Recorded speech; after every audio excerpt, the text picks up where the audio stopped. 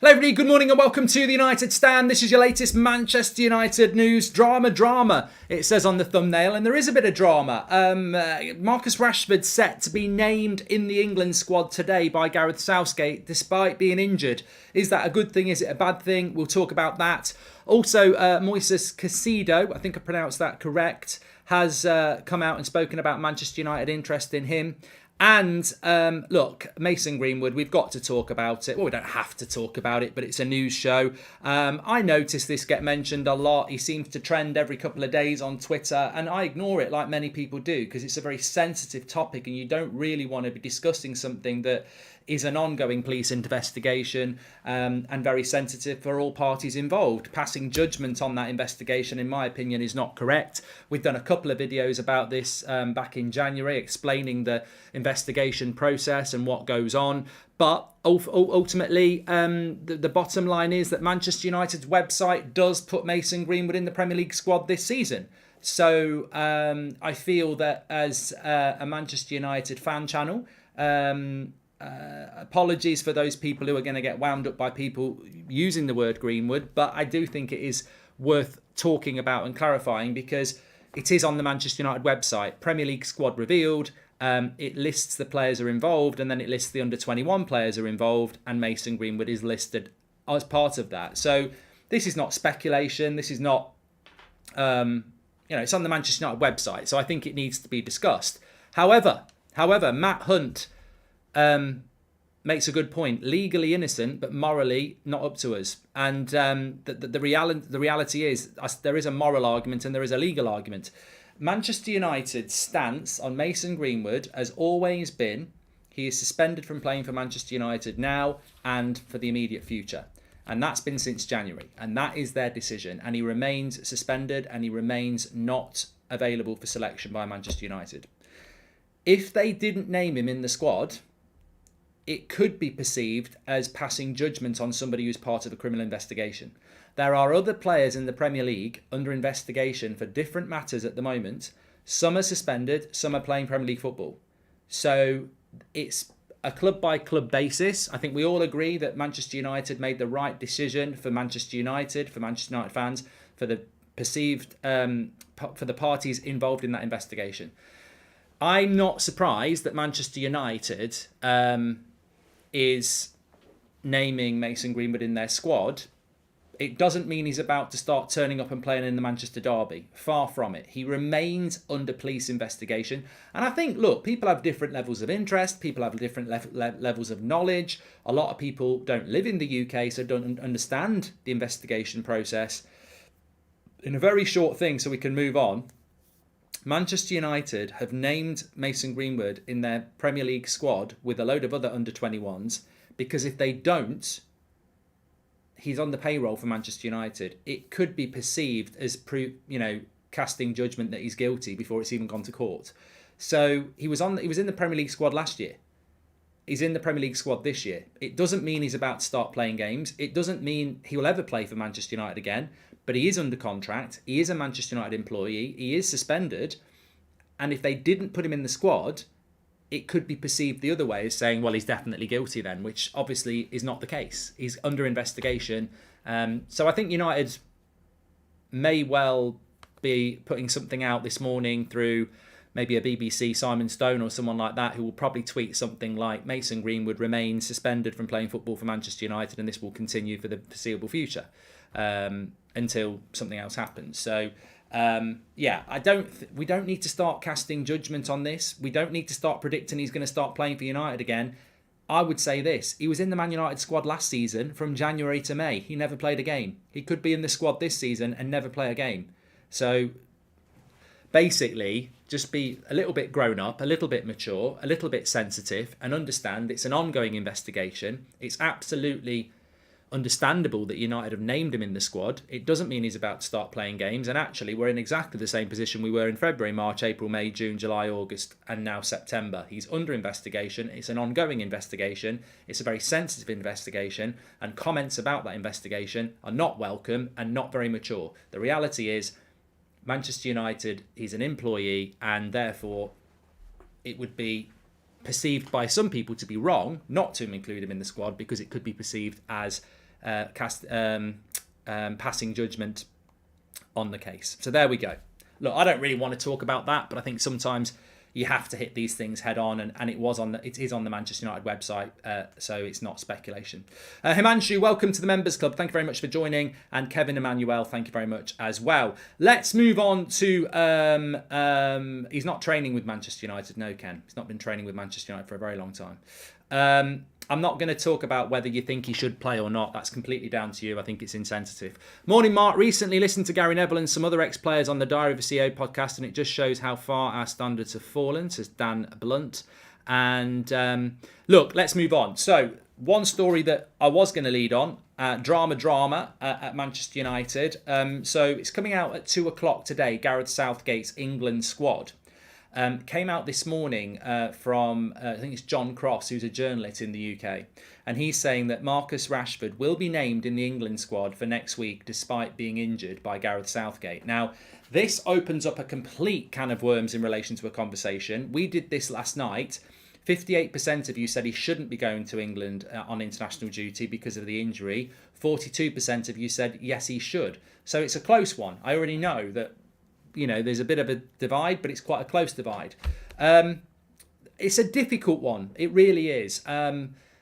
Look, ultimately, Erik ten Hag will make the decision, and I think he will let him go. I do. He's got a good relationship with Rashford in the short time they've worked together, and I think he knows Marcus Rashford's dreams to play in a World Cup. And you don't get many World Cups. I mean, Marcus Rashford's 25 in December? The next World Cup, he'll be, nearly 29. Then 33. He's maybe got 2 World Cups left after this one. And this is probably his prime World Cup at 25. I mean, at 29, I think it'll be 28 because it's a Summer World Cup. Is Marcus Rashford, 28, approaching 29, going to be as good as he is now? I mean, we've seen what happened with people like Michael Owen and Wayne Rooney, who picked up a lot of injuries. He could be on, this could be his last World Cup where he's anywhere near close to his prime. So you can understand why Marcus Rashford wants to go. And I'm very sympathetic to that. You can understand why Gareth Southgate wants to name him, because if he doesn't name him in this, how can you name him in the World Cup squad, which is the next squad he names? So I think what will happen is he will name him in the squad. Rashford will go down to the England headquarters and potentially train with England. Or at the very least, just be there for a couple of weeks. But ultimately, I think he's got to be training, hasn't he? He's got to show what he's all about. He's not been in the England squad. So I get that. I get Rashford's needs. I get England's needs. I get Ten Hag probably wanting to please Rashford because, he wants him to play in the World Cup. I get all of that. So I understand those people who say let him do it. But my other concern is Marcus Rashford's big problem over the last 2 years is that nobody has grabbed hold of him and said, I'm going to make a decision that's best for you. He's played with a dodgy shoulder, dodgy ankles. Solskjaer was picking him injured. His performances went through the floor. He's had a bad 2 years, really bad. And a lot of that was underpinned by injury. And here we are. He's not fit enough to travel to Moldova tonight, but he's going to go on England duty on Monday. Is he fit to do that? The question has to be, probably not. Would he have played against Leeds on Sunday? I don't think he was going to play against Leeds on Sunday. So why would he go to England duty? And it worries me because we've got so many games in October, then into an international tournament. What Marcus Rashford do we get in December, February, March, April? That Manchester United has to come first. But if you say no to the lad, what sort of Marcus Rashford do you get in October? So it's a really difficult... And I do empathise with Erik ten Hag. He just seems to get... I suppose we're Manchester United. It seems to me that, it's one difficult decision after another for Erik ten Hag, but that's what managing Manchester United is. What would Sir Alex Ferguson do in this? I don't think he'd let him go. He used to do it with Ryan Giggs all the time. I don't think he'd let him go. He'd put Manchester United first. But this is a different Manchester United. It's a different world, and Marcus Rashford's a very powerful player at Manchester United as well. Let's not forget. So I don't know. It's such a difficult decision, and I'm glad I don't have to make one. And look, I can give you my opinion, but I wouldn't want to have to make this decision. You've got a player that probably is desperate to go because he wants to go to the World Cup, understandable. You've got a player who's not fit to play tonight and has had problems with injuries over the last 2 years. The last thing you want with Rashford is him playing when he's not quite right. because we've seen the damage of that for the last 2 years. Worst case scenario, he goes on England duty, his injury gets worse, or it doesn't get better. And he ends up on duty, still with the knock. It doesn't get better. The knock stays with him all through October, into the World Cup, and then eventually it catches up with him in December and he's out for three months or something like that. Best case scenario is fully fit now, he goes on England duty, comes back and plays well for United. Yeah, it's a difficult one. I mean, I don't even know which way I would go with this. Happy birthday to Jack in Galway, says Alan McLaughlin. Happy birthday to Jack. Mark, United must come first, says Andy and Bruno. And hi, Mark. Just wanted to say thank you so much for your content and the amazing effort you and the rest of the United stand do. Much love, says Kai. And he shouldn't be allowed to go. He will make the World Cup squad if he performs at United and stays injury-free, says Armin. And Chris Wheeler DM said, Man United insists player remains suspended. Nothing else to say about it, says Daniel Kerr. Exactly. We predicted that, and that is the case, isn't it? I understand why he's been named in the squad for the reasons said. Mino says, can't we have a video on Mason's case and what it actually means? There is a video on my channel. It's called The Investigation Process on the Mark Goldbridge channel, and that will still be relevant today as it was 6 months ago. M1 says, let the lad go. It's an honour to represent the country. See, I'm loving this because it's different opinions on different things. And yeah, Man United pay his wages, not England, says Donald. Look, I think the problem with this is that you're going to get a split, and I don't think anyone has the answer. But the problem is we have 2 years of proof that when Rashford plays with injuries, his performances drop. He's finally getting a bit of confidence, and the best thing for Rashford, I'll say it quite clearly here, and he won't want to listen to this. Ten Hag probably won't want to listen to it, and that's what matters. But the best thing for Marcus Rashford, the safest option, not necessarily the best thing, the safest option here is the one with the least risk. He's injured at the moment. He can't play tonight. Obviously, they're not risking him tonight because he's got an injury. He shouldn't be risked on the international break. He should be spending the next week and a half making sure he's better, and then the week before the Man City game back into full training. He should not be going training with England next Monday, because there's a risk doing that. And if that goes wrong, then everyone will point at it and go, well, that should never have happened. We have to think what's best for Manchester United. What's best for Manchester United is Marcus Rashford developing his game like he has done for the last 5 into October. I couldn't give 2 shits about England, really. He won't even start for England anyway. So I'm like, do I want Marcus Rashford to be part of the England World Cup squad as an Englishman? Yes, I do. Do I want him to be going on international duty with an injury? As a Man United fan, no, I don't. Somebody said it in the chat, they're absolutely spot on. Personally, if I was Ten Hag, I'd say, give me the phone call for Southgate. Were you going to name him in the squad? Yes. We're not letting him go. Well, if you don't let him go, he's not going to be on the World Cup squad. Well, that's your issue, mate. You pick Phillips over Bellingham. Goodbye. No, what I'd really say is, well, hold on a minute. You want to name him in this squad. He's got an injury. You name him in your squad. That's a risk for me for Man United in October, and it's a risk for you in the World Cup in November. Football, mate, goodbye. And that's what should happen. That's what should happen. And you could explain that to Rashford as well. We should be saying to Marcus Rashford and England, he's not joining up, he's not fit. He will be fit by the start for the Man City game. He'll be fit in October, and he'll be fit for the World Cup. And if you think he's good enough, and you know everything about him anyway, you'll pick him in your World Cup squad. You don't need him risking injury over the international break to make your mind up about a player that you've taken to other tournaments before. And that's what should happen, but I don't think it will. And other side of the coin, I'll be honest with you, the most likely outcome is he'll go on England duty, he'll be better, he'll be fine in October, and he'll go to the World Cup. But there is a risk. Do you think we would have went for Anthony if the Mason incident never happened, says Emil King? I don't want to talk about that because we've spoken. I'm not talking about, you're not pulling me into the conversations about whether he should be here or whether he shouldn't be here. The reality is he's been named in the squad because legally that's probably the right decision by United. He's not training, he's suspended, he's not coming back, he didn't impact on the transfer window, and he may not play for United again. He may play for United again. I'm not speculating about it. I'm not. Refresh the stream. Apparently it went down a little bit there. I don't know why. I didn't notice anything. I'm not frozen here. Southgate will still pick Maguire. Opposition will be laughing, says no.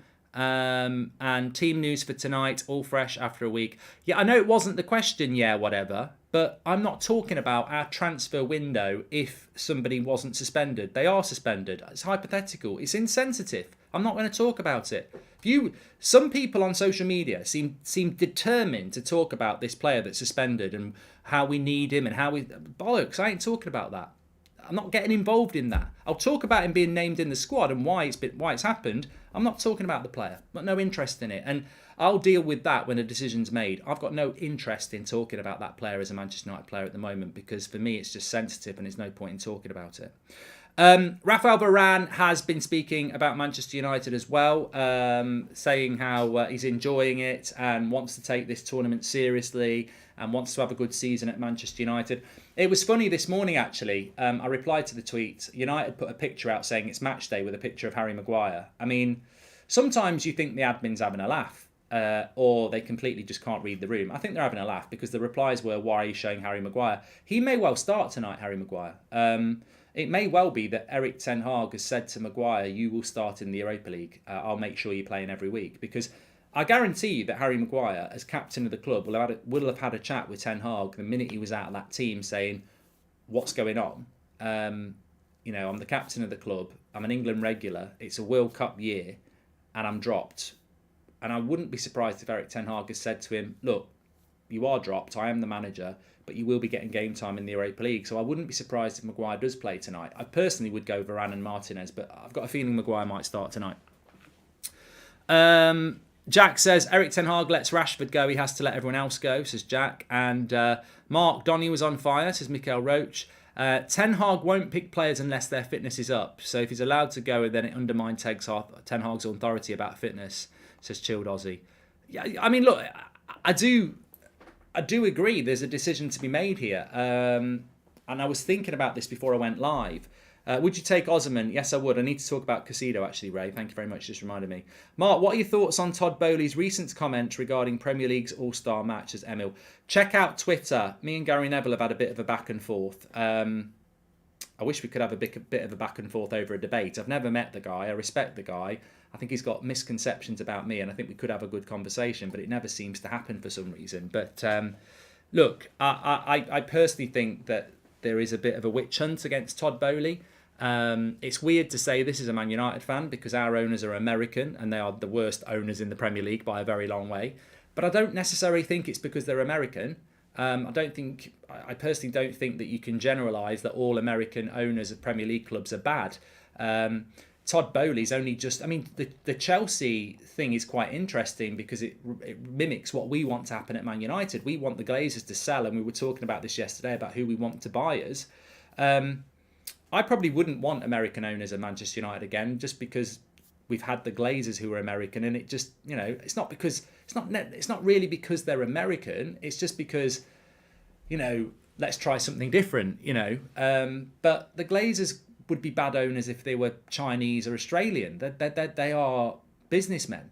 The Chelsea purchase, there was lots of different offers there, and they decided to go with the Todd Boehly offer. So there was offers. So Jim Ratcliffe tried to buy Chelsea. So he's only been in the job 5 minutes, and I think he's been, ridiculed and people taking a pop at him because there's a lot. I think there's a bit of stereotypical. They're trying to make out that Todd Boehly's a bit of a clown, really, and I think it's just a bit sad. He might be a really good owner, he might be a really bad owner, but the All-Star team thing, as stupid as it sounds, actually generated a lot of interesting debate. I'd love to see an All-Star game in the Premier League, North versus South. It's completely impractical, but I'd love to see it. You'd never get it competitive either because it'd be played as a testimonial, but I'd love to see the North Premier League team play the South Premier League team. As a Community Shield game, I think it would be a good idea as well. But look, it can't be a stupid idea when many of us have discussed, I quite like the idea of it. So it can't be stupid, can it? Let's talk about the Casido thing, though, is what you were talking about there, weren't we, I think? Would I take Osimhen? Yes, I would. And look, do you think it would be good for his confidence, as Alfie, just about Rashford? And then I'm going to talk about Casido. So it's going to be very interesting because I was looking back through this, and normally there are examples of players who've been injured for the last United game before the international break and still gone on international break. But there's also plenty of examples where If you're injured for the last game before the international break, you don't go on international duty. Now, correct me if I'm wrong, but I think Paul Pogba did it a couple of times. I think Paul Pogba was injured for our last game before the international duty, but then he went on duty with France. I think that happened. I might be wrong. It's certainly, I don't think, unprecedented. But normally, if you are injured in the game before the international break, you don't go on the international break. You can get called up. Southgate can call Rashford up, but United can say no. They can even ask to take a look at at Rashford's injury and say that he comes and recuperates with us.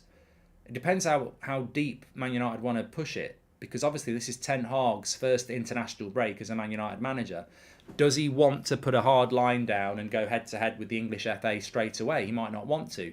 But as many people have said in the chat, Ten Hag is methodical in everything that he does. And we've seen it in pre-season and we've seen it in the season. Anthony played 60 minutes to the minute and he was brought off. That was clearly predetermined. You will play 60 minutes and nothing more. That's what you're capable of doing. I'm not pushing you to 63 minutes because if you get injured, that's on me. I'm giving you 60 minutes. He did it in pre-season as well. People played 45 minutes, 60 minutes. Didn't matter how well they were playing, they were took off. So I think that Ten Hag won't want to risk Rashford. But then there may well be a sentimental decision made. There may be a decision made by the club that it's better for... I think he will end up going on England duty, but it wouldn't be surprising if he wasn't allowed to either. We'll have to wait and see. Do you think this United team can actually win anything this season, says Rick, and what are your score predictions for today? Well, it is a match day and I'm looking forward to it. I want Ronaldo to get a couple of goals and get his confidence up today, and hopefully Casemiro will play and develop too. Do I think Man United will win anything this season? I don't really. I'm not expecting us to win anything, but that doesn't mean we can't. And I think our best chance is actually the Europa League. Peter's just made a super chat about Mason Greenwood. I'm not reading it. Sorry, Peter. I don't have to read all super chats. Thank you very much for it, but I'm not reading it. And the reason I'm not reading it is it's because it's casting judgment on a case that we're not here to talk about that. I'll talk about someone on a Man United website article, but I'm not talking about that. Loving the content, says Josh. Pick one, Harry Maguire as a defender or Fabian Barthez as a goalkeeper, says Michael. Hey, Barthez won a World Cup, pal. Barthez won a World Cup. Casido, Brighton midfielder, has been speaking to the press, basically said that he's indebted to Potter, who's gone to Chelsea. No one can blame him for going to Chelsea. It's a massive opportunity. He was also asked about Manchester United, and he said, look, basically, lots going on, but my agent dealt with it. So I think there may have been conversations from Manchester United to try and do a deal with Brighton, but ultimately was dealt with by his agent, and he's still a Brighton player. Casido will end up leaving Brighton next. We've seen it with Cucurella. We've seen it with Basuma. We've now seen it with Potter. Casido is probably their best player. He will move probably next summer. Will Manchester United go back in for him? I'm not so sure that we will now. Not so sure that we will go back in for Casido, because surely that's the Casemiro role. So I think we were maybe looking at Casido as an option when we couldn't get De Jong, and we ended up going with Casemiro. So I don't see us going back in for Casido. If you did go back in for him, you're probably going to have to pay 40-50 million quid next summer. I mean, I think the midfielder we'd all love to see is Jude Bellingham. 19 years of age. Feels like he's been playing for a decade. He's 19 years of age. He's playing in the Champions League against Man City last night. Brilliant. He's a regular for that team. English lad in Germany, 19, centre midfield. I mean, he should be one of the first names on the plane for the England World Cup squad, and one of the first names on the team sheet as well. It amazes me that Southgate doesn't pick him more. But look, he's going to be hot property next summer. And I think the most impressive thing for me about Jude Bellingham is that I still can't believe that at 16 he played over 30 games in the Championship in centre midfield for Birmingham. Like, the Championship is physical. It's physical, it's intense, and at 16 he was playing centre midfield for Birmingham. I mean, he's only 19 now. What a career he's got ahead of him. And look, I'd love him to be at Manchester United. The funny thing is about Jude Bellingham is I'm really glad we didn't sign him when Solskjaer tried to sign him, because he'd have ruined his development. He went straight to Dortmund. He went straight into the team, playing Champions League football. There's absolutely no way Solskjaer would have picked him. God knows what he would have done with him, but he wouldn't have developed him in the way that he has for Dortmund. So I don't actually I do lament not getting Haaland from Salzburg. That's a different story. He would have gone straight into the team. But Bellingham, I'm actually glad he didn't come to United, because if there is a chance of us getting him in the future, it'll be because he's a much more developed player than he would have done if he'd come to United. Hope you're doing well, Mark. Love the comment. Let's get the win. Let's get the win tonight, says Matthias. Yeah, well, remember tonight we are. It's a 5:45 kickoff UK time, so watch along. Looking forward to it, especially with no game at the weekend going into the international break. Excited to watch Manchester United tonight, and I'm sure many of you are as well. Can I also just remind you as well? It should come up on the screen for you. There it is. Our merch link is in the video description. We've got our Butcher t-shirt there. Pat. We do deliver worldwide. Loads of different, I nearly said no, loads of different flavours. Loads of different sizes. And we do deliver worldwide. And I should just be able to go back to the homepage. Let's have a look. There we go. There's my design. I've got a new t-shirt here as well. Didn't know we had that one. What colour have they got it in? Quite like that.